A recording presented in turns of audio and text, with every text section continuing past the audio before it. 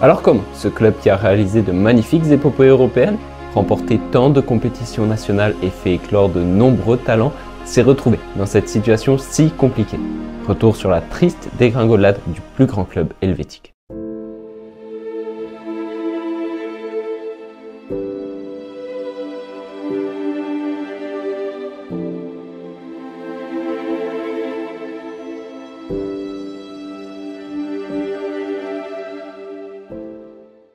Avant que la vidéo ne commence, je vous invite vraiment à liker et à vous abonner. Ça aide énormément, ça soutient pour une vidéo comme ça qui nécessite quand même pas mal de travail. Voilà, c'est une petite aparté. Et sur ce, bonne vidéo.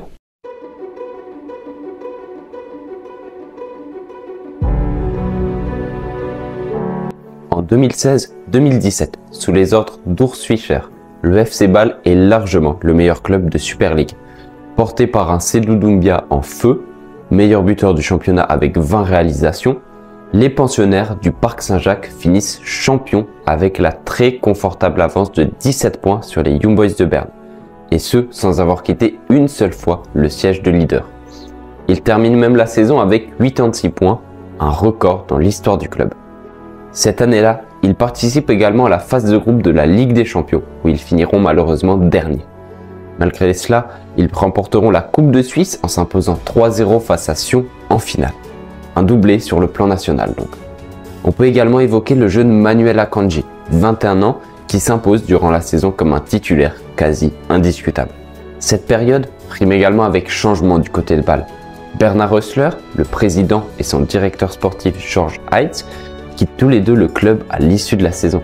Ce dernier, qui était en poste depuis 2008, avait construit un projet sportif solide, menant Bâle à de nombreux succès comme évoqué précédemment. Sa stratégie était claire, faire progresser de jeunes joueurs autour d'un tronc solide de cadres expérimentés. Sous Heitz, l'équipe faisait preuve d'une vraie et grande continuité. Ainsi, grâce aux performances européennes et une très bonne formation, le FC Bâle a vendu Mbolo à Schalke pour 26,5 millions d'euros en 2016, Mohamed Salah à Chelsea pour 16,5 millions en 2014 ou encore Shaqiri au Bayern pour 11,6 millions en 2012.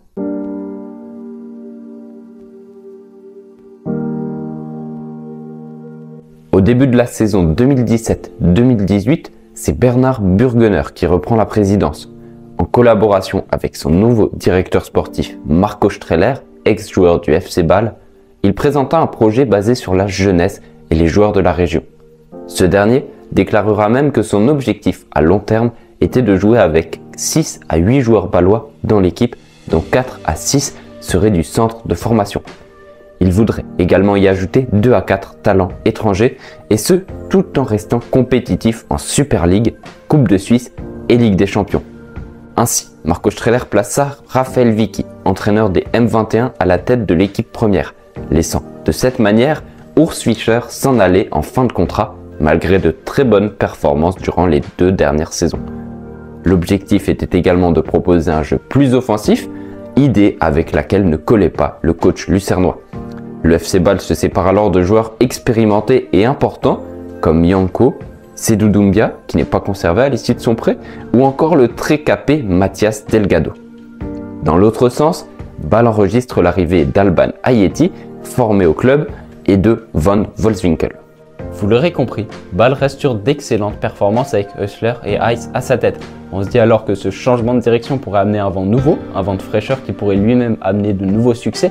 Mais voilà, malheureusement la réalité va être quelque peu différente. Pour la première de Raphaël Vicky sur le banc d'une équipe senior, Bâle se hisse en 8e de finale de la Ligue des Champions, terminant 2e de sa poule derrière Manchester United, mais devant le CSKA Moscou et le Benfica Lisbonne. Au tour à élimination directe, par contre, Pas de surprise, les Red Blaus sont sortis par Manchester City, notamment à cause d'une défaite 4-0 au match aller.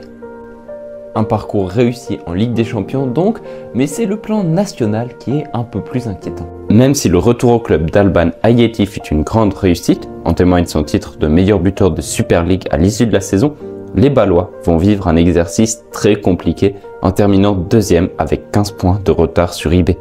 Si les nouveaux dirigeants pensaient avoir assez de marge pour opérer à un grand changement de philosophie, ils sont forcés de se rendre à l'évidence. Bâle n'est plus intouchable et doit composer avec un nouvel adversaire de taille, Young Boys. À la mi-saison, Akanji avait rejoint Dortmund pour 22 millions et Steffen avait rallié Wolfsburg.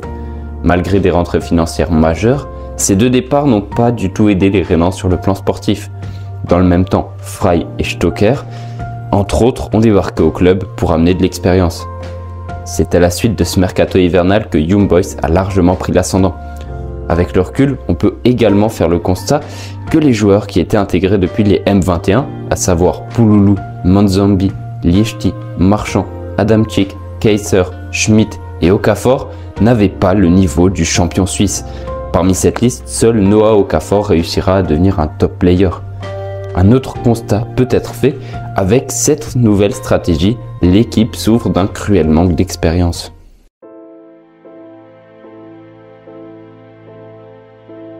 Lors du mercato estival, Bâle se sépare de nouveaux éléments majeurs comme Eliounousi, Vaklik ou encore Michael Lang. Le board bâlois s'offre alors Omlin, Widmer ou encore Zegrova à l'hiver. Ces joueurs sont certes très intéressants et réussiront une carrière à très haut niveau, comme vous le savez certainement, mais sont à ce moment-là assez inexpérimentés et n'ont pas encore atteint leur plein potentiel.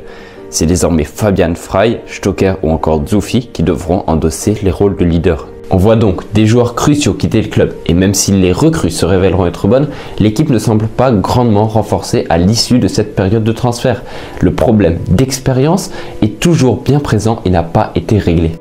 À cause de la deuxième place de l'an passé, le FC Bâle doit participer au tour de qualification pour la Ligue des Champions. Plus exactement, ils devront passer 3 tours pour se qualifier en phase de groupe.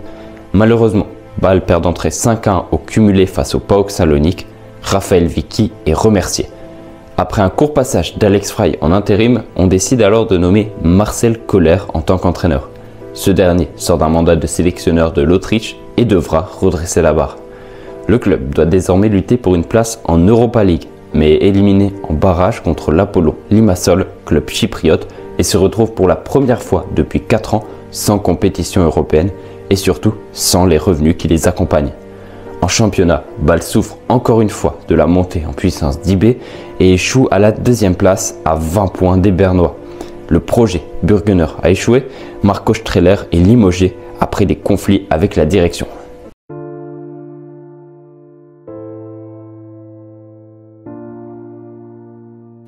Nouvelle saison et nouveau projet sportif. Après l'échec de Marco Streller, c'est maintenant Rudis Binden, ancien chef des scouts, qui est nommé au poste de directeur sportif avec une toute nouvelle philosophie. Importer des jeunes joueurs d'Amérique du Sud afin de les revendre. Ainsi, il engage Arthur Cabral en provenance de Palmeiras et Omar Alderete depuis Huracan. Dans le sens des départs, Marek Souri, qui compte plus de 150 matchs de Super League, quitte le club en fin de contrat. L'équipe perd encore en expérience. Une fois de plus, Bâle ne récupère pas sa couronne en championnat, au profit de Young Boys toujours, et est même classé 3e à l'issue de la saison, derrière un FC Saint-Gall porté par l'ancien Rhénan Cédric Itten, qui finira même meilleur buteur. Ce dernier n'avait pas bénéficié de la confiance des Red Blau. En coupe, la troupe de Marcel Koller arrive en finale, mais s'incline toujours contre Young Boys, cette fois 2-1. Cette saison restera cependant comme une grande réussite sur le plan européen. Après avoir été éliminé de la qualification à la Ligue des Champions, le club se retrouve en phase de groupe d'Europa League. Phase de groupe qu'ils domineront et termineront premiers devant des clubs comme Retafe ou Krasnodar. En 16e de finale, ils élimineront facilement l'Apoel Nicosie sur le score cumulé de 4-0 avant de balayer sur le même score l'Eintracht Francfort pour se hisser en quart de finale. C'est finalement contre le Shakhtar Donetsk que l'épopée se terminera lors d'un match simple En effet, dû à la crise du Covid-19, les matchs des quarts de finale jusqu'à la finale des compétitions européennes de la saison 2019-2020 se sont disputés sans match aller-retour. À Gelsenkirchen, les Ukrainiens battent les Suisses sur le score de 4-1. Et justement, le Covid va largement impacter les finances du club qui ne sont déjà pas dans un très bon état. Du côté sportif, la performance en Coupe d'Europe est évidemment très bonne, mais n'est qu'un feu de paille. À la fin de la saison, on retient surtout l'inconstance du FC Bâle qui est toujours présente. Après une nouvelle saison faite d'inconstance et de déception, Rudis Binden se voit replacé à la tête des scouts à la suite de problèmes avec la direction. Son poste de directeur sportif restera vacant. Burgener se retire de la présidence et transmet son rôle à Reto Baumgartner. Il reste tout de même le propriétaire du club.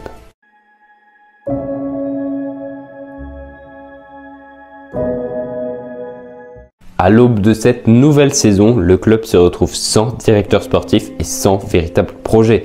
C'est au tour de Marcel Koller de quitter le club. Omlin et Alderete sont vendus et renflouent les caisses. Dans l'autre sens, Bâle engage Lindner, Tim Klose ou encore Paikim Kazami pour ne citer que. C'est alors Chiriakos Sforza qui débarque sur le banc. En Europa League, les hommes de Sforza sont éliminés dès les barrages. En Super League, Bâle ne rivalise toujours pas avec Young Boys. Cette saison confirme la méforme du club rhénan et aboutit à une nouvelle deuxième place à 31 points du titre cette fois. Pour couronner le tout, ils sont humiliés 6-2 contre Winterthur en 8e de finale de Coupe de Suisse. Sforza est remercié début avril, moins d'un an après sa signature. C'est alors Patrick Ramen qui est nommé pour assurer l'intérim entre avril et le début de la saison 2021-2022. Avec des projets sportifs qui changent très souvent et des entraîneurs qui commencent à se relayer, Bâle ne peut plus être très serein. Et pourtant, cette instabilité n'a pas encore atteint son paroxysme.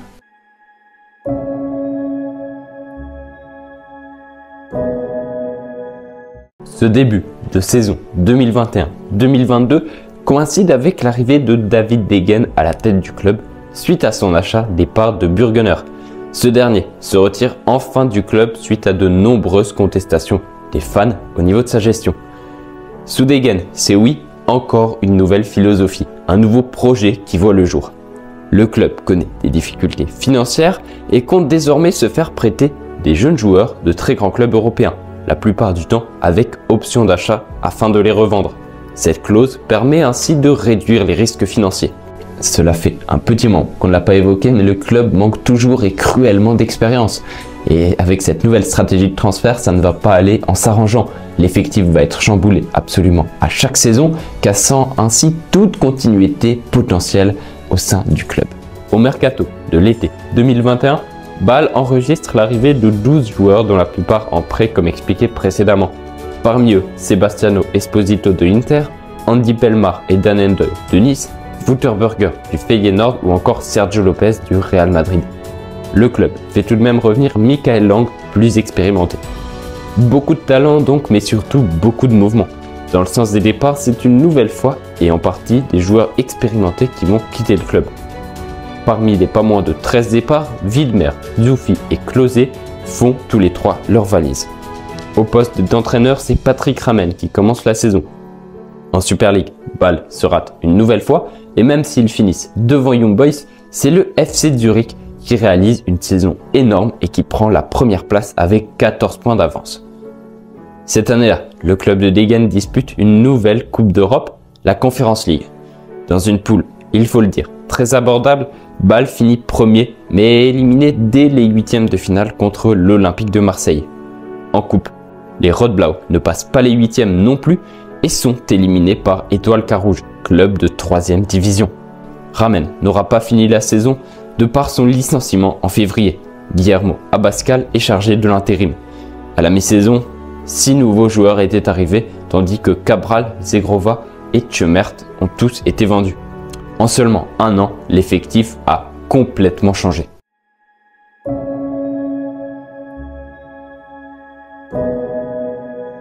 Nouvelle saison, nouvel entraîneur au FC Bâle. C'est désormais presque habituel et c'est l'ancien joueur du club, Alex Frey, qui est nommé pour diriger l'effectif bâlois. Une fois de plus, énormément de mouvements sont à noter sur le mercato. 13 arrivées pour 15 départs. Le club rhénan engage Hitz pour remplacer Lindner parti au FC Sion. Arnaud Comas du FC Barcelone, Jean-Kévin Augustin de Nantes ou encore Calafiori de la Roma. Ces joueurs sont engagés de manière définitive. Sinon, David Degen procède à nouveau avec son format de prêt pour recruter Amdouni, Diouf ou encore Zekiri. Dans l'autre sens, Stoker, Kazami ou encore Liner, comme cité précédemment, quittent le club. Il faut néanmoins admettre qu'en termes de qualité intrinsèque, l'équipe possède des talents fantastiques pour le championnat suisse. Cependant, la plupart de ces joueurs voient Bâle comme une étape et une vitrine pour signer dans des top clubs à très court terme. Cette manière dont Bâle procède permet certes de rentrer des sommes très intéressantes, mais empêche le club de progresser sur le long terme. En février, après seulement 19 matchs, Frey est limogé. Heiko Vogel assure l'intérim. En coupe, IB les élimine en demi. En Super League, Bâle est mauvais et finit à une triste 5ème place. Par contre, en Conference League, il réalise une épopée dont eux seuls ont le secret. Ils parviennent à se hisser en demi-finale en éliminant notamment Nice ou encore Trabzonspor. Ils sont même tout près d'aller en finale, mais la Fiorentina les élimine à la dernière minute des prolongations. Le FC Bâle réalise donc un nouvel exploit en Coupe d'Europe, mais malheureusement celui-ci n'est pas symptomatique de la forme du club. L'instabilité au niveau des entraîneurs, le changement de direction, le changement de projet sportif, les facteurs qui expliquent cette méforme sont nombreux. Et malheureusement, la saison 2023-2024 va confirmer ces constats.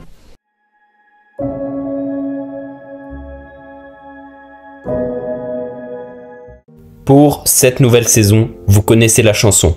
Bâle change d'entraîneur et d'effectif. Timo Schulz est nommé sur le banc. Sur le 11 type de la saison dernière, seuls 4 joueurs resteront au club. Les talents rhénans s'arrachent à prix d'or. Amdouni, Ndoye, Zekiri, Diouf, Burger et Pelmar ne porteront plus le maillot rhénan, rapportant au total plus de 50 millions. En plus, un nouveau changement de méthode de recrutement intervient. Bâle compte désormais acheter des talents de manière définitive, toujours dans l'optique de les revendre et de faire du bénéfice. Résultat, 19 arrivées, 14 départs, l'histoire se répète. Le problème d'expérience est plus marqué que jamais. Cette situation commence à agacer des cadres comme Tolen Chaka qui se demandent si les joueurs se rendent vraiment compte de ce que ça représente de porter un tel maillot. Sur le terrain, Bâle se fait surprendre dès son entrée dans les qualifications pour la Conference League contre Tobol, club kazakh. Après 11 matchs, Schulz est déjà limogé. Heiko Vogel revient en intérim, puis Fabio Celestini est embauché. Ces changements continus se traduisent sans surprise par des résultats plus que décevants en Super League. Après 32 matchs, Bâle est 10e sur 12. En coupe, ils n'auront pas passé l'écart. Voilà, aujourd'hui, Bâle en est là. Si vous voulez creuser encore un peu le sujet, si vous voulez approfondir la situation récente du FC Bâle, vous pouvez aller regarder notre vidéo sous forme de talk que nous avons réalisé il y a quelques mois, mais qui est encore d'actualité et dont le lien sera disponible en description. Je profite également pour vous recommander 3 excellentes vidéos sur le sujet qui abordent certains aspects avec plus de précision. Après, il faut l'indiquer, il y en a 2 qui sont en allemand et une en anglais. Mais si vous maîtrisez ces langues, je vous les conseille vivement. Il s'agit de What on Earth is Going On at FC Basel de HITC Sevens, de Der drastische Untergang des FC Basel de Der Fußball Talk et Die Selbstzerstörung des FC Basel de Manu Thiele. Les Rot-Blau sont donc devenus un symbole d'instabilité, tant sur le plan organisationnel, sportif que financier. Le mal semble donc très profond du côté de Bâle. Mais selon vous, est-ce que les Bâlois sont capables de redevenir cette équipe qui faisait rayonner la Suisse à l'international et qui était capable d'effrayer ses concurrents en Super League? Dites-nous ça en commentaire. Voilà, à part ça, la vidéo touche à sa fin. Merci beaucoup de l'avoir suivi jusqu'à maintenant. J'espère qu'elle vous aura plu. Et sur ce, je vous dis à très bientôt sur Swiss Football Review. Allez, ciao ciao.